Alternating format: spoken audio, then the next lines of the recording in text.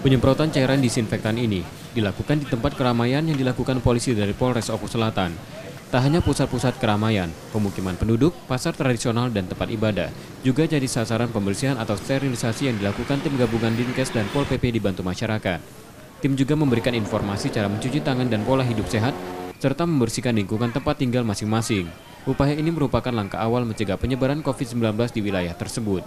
Jadi berdasarkan informasi dari Dinas Kesehatan bahwa khususnya wilayah Kabupaten Oku Selatan sampai saat ini belum ditemukan yang terinfeksi ataupun terkena apa yang dinamakan virus COVID-19 atau corona.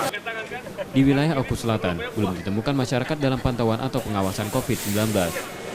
Setia Budi, Kompas TV, Ogan Kobrek Ulu Selatan, Sumatera Selatan.